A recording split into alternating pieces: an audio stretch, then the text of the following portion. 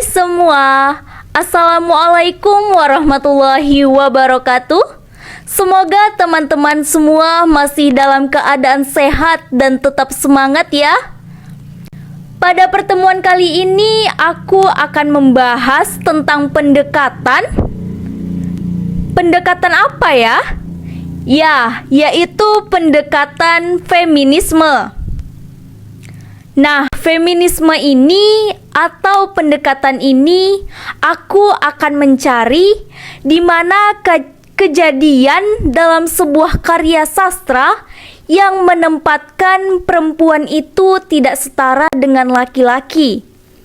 Nah, bisa dikatakan dicari. Mengapa harus dicari? Karena pendekatan ini sendiri, karena perempuan sebagai objek kajian oleh para penulisnya. Nah, maksud dari sebagai kajian objek itu, maksudnya perempuan tidak mendapatkan yang sama dengan laki-laki, baik dari secara biologis, ekonomi, maupun pendidikan. Dan sering dikatakan bahwa perempuan itu makhluk yang lemah. Nah, itu pada waktu pendekatan sebelumnya. Nah, pada pendekatan feminisme ini akan mengangkat harkat dan martabatnya perempuan dengan menemukan poin-poin ketidaksetaraan secara teoritis yang ada di sebuah karya. Nah, teman-teman sudah tahu belum apa itu feminisme? Baik, saya akan jelaskan bahwa feminisme ini merupakan teori tentang persamaan antara laki-laki dan perempuan baik di bidang politik, ekonomi, dan sosial ataupun kegiatan terorganisasi yang memperjuangkan hak-hak serta kepentingan perempuan. Nah, itu menurut Geoffrey tahun 1986. Hal ini disebabkan bahwa perempuan selalu mengalami ketimpangan gender selama ini. Feminisme ini berupaya menggali identitas perempuan yang selama ini tertutupi hegemoni patriarkatnya. Nah, identitas diperlukan sebagai dasar pergerakan memperjuangkan kesamaan hak dan membongkar akar dari segala ketertindasan perempuan. Nah, dari itu, adapun tujuan dari pendekatan feminisme ini yaitu mengakhiri dominasi laki-laki dengan cara menghancurkan struktur budaya, segala hukum dan aturan-aturan yang menempatkan perempuan sebagai korban yang tidak tampak dan tidak berharga. Nah, hal ini diterima bahwa perempuan itu sebagai marginalisasi, dipojokkan, dan dikekeraskan. Jadi, kedudukan perempuan dalam gerakan ataupun pendekatan feminisme ini merupakan kedudukan dan derajat perempuan agar sama ataupun sejajar dengan kedudukan serta derajat pria.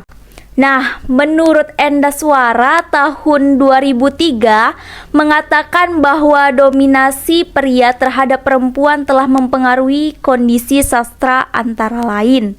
Yang pertama, nilai dan konvensi sastra didominasi oleh kekuasaan pria sehingga perempuan selalu berada pada posisi berjuang terus-menerus ke arah kesastraan gender. Yang kedua, perempuan selalu dijadikan objek kesenangan sepintas oleh laki-laki. Yang ketiga, perempuan adalah figur yang menjadi bunga-bunga bangsa sehingga sering terjadi. Pendekatan feminisme adalah pendekatan yang mendongkrak tatanan sosial secara keseluruhan terhadap nilai-nilai perempuan agar mendapatkan kedudukan dan derajat yang sama baik, mulai dari bentuk sosial politik, ekonomi, dan hukum. Nah, dari itulah yang diperoleh oleh laki-laki selama ini. Dari pro-feminis dan kontra-feminis yang dianggap penting, oleh karena itu kaum laki-laki yang ikut berjuang melawan penindasan terhadap perempuan lebih tepat dikatakan sebagai kelompok pro-feminis. Sedangkan secara sederhana, kontra-feminis diartikan sebagai bentuk pertentangan terhadap emansipasi perempuan. Nah, itulah yang dikatakan oleh Sugiha kemampuan, pemikiran, pengalaman dan berupa kenyataan yang pernah terjadi maupun hanya imajinasi untuk menciptakan sebuah karya sastra yang baik. Hal ini terbukti dengan banyaknya novel di Indonesia yang baru diterbitkan. Nah, novel-novel tersebut memiliki berbagai macam, mulai dari tema dan isi, antara lain yang merupakan masalah sosial pada umumnya yang terjadi di masyarakat, termasuk yang berhubungan dengan perempuan. Termasuk sebagai manusia dan hak-haknya. Secara sastra Indonesia memandang bahwa perempuan ini menjadi dua kategori dilihat dari segi biologisnya, seperti istri dan ibu atau berdasarkan tradisi lingkungan. Yang kedua, bahwa perempuan yang didapat dari kedudukan sebagai pendamping suami dan ibu atau berdasarkan tradisi lingkungan. Yang kedua, bahwa perempuan yang didapat dari kedudukan sebagai pendamping suami. Nilai-nilai yang terkandung dalam karya sastra pada dasarnya mencerminkan realitas kehidupan sosial yang memberikan pengaruh kepada masyarakat. Oleh karena itu, saya sangat tertarik untuk mengkaji sebuah novel yang bertemakan tentang perempuan dengan judul Si Parasit Lajang karya Ayu Utami. Nah, di dalam ini saya akan menggunakan pendekatan feminisme. Alasan saya memilih novel ini sebagai objek yang dianalisis karena novel merupakan satu di antara bentuk karya sastra yang sebagian besar objek penceritanya tentang kehidupan manusia, sehingga akan lebih mudah diterima oleh masyarakat pembaca.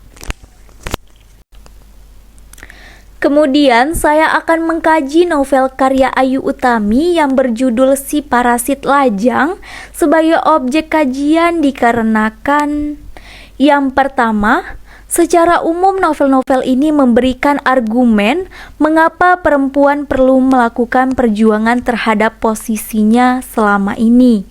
Yang kedua, novel-novel ini memberikan gambaran dalam bentuk kontrafeminis maupun profeminis dalam perjuangan perempuan yang harus kita kaji. Yang ketiga, novel-novel ini menunjukkan pentingnya arti martabat dalam kehidupan wanita. Nah, di sini saya akan mengkaji ada 3. Yang pertama, saya akan menganalisis kedudukan tokoh perempuan dalam novel Si Parasit Lajang karya Ayu Utami. Yang kedua, saya akan mengidentifikasi tokoh-tokoh profeminis dalam novel Si Parasit Lajang karya Ayu Utami.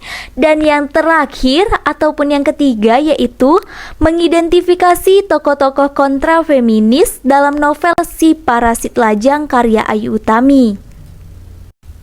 Baiklah, saya akan langsung masuk ke pembahasan. Kedudukan wanita dalam novel karya Ayu Utami mempunyai beberapa kutipan yang menunjukkan kedudukan wanita dalam novel tersebut. Yang pertama, saya akan mengkaji pekerjaan yang bersifat positif dalam novel Si Parasit Lajang. Yang pertama yaitu wartawan atau wartawati. Nah, wartawan ataupun wartawati ini merupakan pekerjaan sebagai wartawan yang dapat dikatakan lebih membanggakan dan memiliki kedudukan yang lebih tinggi. Pekerjaan sebagai wartawan ataupun jika perempuan yang biasa disebut dengan wartawati ini dimiliki popularitas karena seorang wartawati tidak hanya cantik dalam berpenampilan, namun yang terpenting dari seorang wartawan perempuan ini harus memiliki kecerdasan intelektual. Nah, di dalam masyarakat, wartawati ini dinilai memiliki nilai yang tinggi karena seorang wartawati harus berpendidikan. Ini yang membedakan pekerjaan seorang wartawan dengan pekerjaan wanita lainnya. Yang kedua yaitu novelis atau pengarang. Nah, novelis atau pengarang ini merupakan pengarang yang khususnya pengarang sastra yang berbentuk naratif ataupun imajinatif yang biasanya disebut dengan novelis. Nah, novelis ini dalam perkembangannya dapat dikategorikan menjadi satu pekerjaan karena seorang novelis ini dapat meningkatkan kebutuhan hidupnya dari hasil kerjanya yaitu sebagai kuli tinta. Nah, seorang novelis ini apalagi seorang perempuan mendapat pandangan positif di kalangan masyarakat karena dalam kehidupan sosial seseorang yang memiliki kemampuan berimajinasi dan dapat dituangkan dalam bentuk tulisan haruslah seorang yang memiliki pendidikan dan kemampuan yang mumpuni.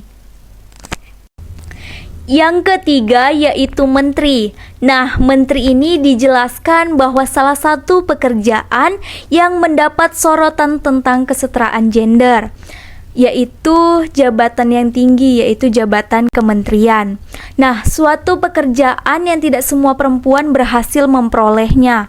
Dengan pekerjaan yang menuntut bukan saja keterampilan, kecerdasan, ataupun dedikasi, namun ada tidaknya kesempatan untuk memperolehnya. Nah, selanjutnya pekerjaan positif ini dalam novel Si Parasit Lajang yang keempat yaitu pembantu rumah tangga.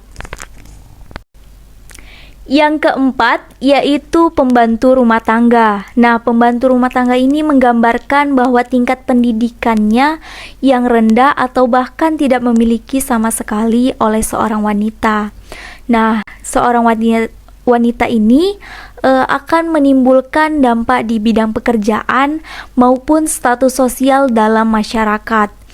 Seorang wanita yang tidak memiliki pendidikan yang tinggi biasanya hanya akan memperoleh kesempatan bekerja di lapangan kerja sebagai buruh rumah tangga yang tentu saja mempengaruhi jumlah pendapatan. Mengapa demikian? Karena seorang buruh rumah tangga hanya akan dibayar dengan upah di bawah UMR. Nah, meskipun bukan pekerjaan yang dinilai tinggi oleh masyarakat, namun menjadi pembantu rumah tangga ini masih dinilai positif karena masih memiliki harga diri dalam mencari rezeki untuk memenuhi kebutuhan hidupnya. Yang kelima yaitu ibu rumah tangga. Nah, profesi mulia ini namun menimbulkan kebimbangan apalagi untuk wanita yang berdomisili di metropolitan. Nah, menjadi wanita karir tetapi dianggap mengabaikan keluarga, terlebih bertanggung jawab terhadap suami dan anak atau menjadi ibu rumah tangga dengan konsekuensi menghambat perkembangan kualitas diri. Dan yang terakhir yaitu guru. Nah, guru ini merupakan profesi yang dinilai positif, disegani, dan memiliki kepercayaan yang tinggi. Nah, seorang perempuan yang mencapai profesi tersebut merupakan perempuan yang memiliki tingkat pendidikan yang tinggi sehingga dipandang oleh masyarakat dapat menjadi jembatan kesuksesan seseorang. Nah, itu yang sudah saya bahas tadi merupakan pekerjaan yang bersifat positif. Nah, di dalam novel Si Parasit Lajang karya Ayu Utami ini, selain pekerjaan yang bersifat positif, ada juga pekerjaan yang bersifat negatif dalam novel Si Parasit Lajang. Yang pertama yaitu pelacur. Nah, pelacur ini merupakan pilihan dalam melepaskan kesulitan ekonomi yang merupakan terbatasnya pilihan dan kesempatan dalam pekerjaan yang mengakibatkan solusi praktis dengan menjadi simpanan lelaki hidung belang. Nah, pekerjaan yang gampang ini serta uang yang mudah didapatkan menjadikan pekerjaan ini sebagai pilihan pekerjaan yang menggiurkan, mulai dari budaya, pola pikir, kebijakan, serta aspek sosial ekonomi yang membuat perilaku tabu ini menjadi sebuah kebiasaan dan kelaziman dalam masyarakat. Yang kedua yaitu bintang iklan. Nah, bintang iklan ini merupakan pekerjaan yang biasa kita sebut dengan artis. Namun, dalam asumsi masyarakat, pekerjaan yang menonjolkan bagian tubuh dinilai melanggar adat ketimuran. Nah, sesungguhnya bintang iklan ini merupakan pekerjaan yang positif, yang bersifat positif, akan tetapi dalam perkembangannya individunya ini lebih menonjolkan keerotisan tubuh dibandingkan produk yang disajikan. Nah, sebagian masyarakat memandang perempuan yang mengenakan kostum yang menunjukkan keerotisan tubuhnya merupakan hal yang negatif. Nah, aku sudah jelaskan pekerjaan yang negatif dalam novel Si Parasit Lajang karya Ayu Utami. Lanjut, aku akan membahas tokoh profeminisme dalam novel karya Ayu Utami. Nah, tokoh profeminisme ini merupakan tokoh-tokoh yang mendukung perjuangan kaum perempuan dalam memperjuangkan persamaan harkat ataupun martabatnya sebagai upaya sejajar dengan laki-laki. Nah, profeminisme ini biasa berupa kaum perempuan itu sendiri ataupun bahkan kaum laki-laki. Di dalam kajian ini saya menganalisis tokoh-tokoh profeminisme baik perempuan maupun laki-laki dalam novel Si Parasit Lajang. Nah, setelah saya kaji bahwa unsur profeminisme ini yang mendukung dan berjuang untuk kepentingan wanita dalam novel karya Ayu Utami dengan judul novel Si Parasit Lajang, yaitu laki-laki profeminisme ini dalam novel Si Parasit Lajang yang pertama yaitu Sahal, yang kedua yaitu guru besar ataupun dosen, yang ketiga yaitu tentara dan polisi. Selanjutnya ada unsur profeminisme yang mendukung dan berjuang untuk kepentingan wanita dalam novel karya Ayu Utami. Nah, perempuan profeminisme ini dalam novel Si Parasit Lajang yakni yang pertama Warid Diri, yang kedua Si A, yang ketiga Ibu, yang keempat yaitu Bibi Inem, dan yang terakhir ataupun yang kelima yaitu Susi. Nah, dalam novel karya Ayu Utami ini aku akan mengkaji unsur kontra feminisme yang terdapat dalam novel karya Ayu Utami. Seorang tokoh kontra feminisme ini tidak memiliki upaya untuk menyelamatkan perempuan atau bahkan menghargai perempuan. Nah, kontra feminisme laki-laki dalam novel Si Parasit Lajang yaitu yang pertama Gofur, yang kedua Biksu, yang ketiga Om, dan yang terakhir ataupun yang keempat yaitu pemimpin sekte. Nah, selain itu kontra feminisme ini dalam perempuan ini dalam novel Si Parasit Lajang tidak ditemukan. Nah, setelah aku membahas tentang pekerjaan positif, pekerjaan negatif, maupun tokoh-tokoh profeminisme dalam novel Si Parasit Lajang karya Ayu Utami, aku akan memberikan saran tentang kajian feminisme terhadap novel Si Parasit Lajang karya Ayu Utami. Yang pertama, bagi lembaga pendidikan. Nah, setelah saya kaji, saya berharap dapat dijadikan sebagai bahan pemasukan dalam pengajaran sastra. Nah, setelah hasil yang aku kaji, dapat dijadikan alternatif dalam mengajarkan apresiasi sastra di dalam sekolah. Yang kedua, yaitu bagi peserta didik, diharapkan dapat lebih mengetahui dan memahami nilai-nilai yang terkandung dalam sebuah karya sastra. Dan yang ketiga, yaitu bagi sekolah, dapat menyediakan sarana pendukung pembelajaran apresiasi kesusastraan seperti cerpen dan novel. Dan yang terakhir ataupun yang keempat, kajian dalam pendekatan feminisme ini juga dapat membantu perkembangan dalam penulisan karya sastra. Nah, dari penulis ini dapat dijadikan sebagai acuan agar dapat menyajikan tulisan yang tidak hanya bersifat menghibur, akan tetapi juga memberikan muatan nilai-nilai kehidupan di dalamnya.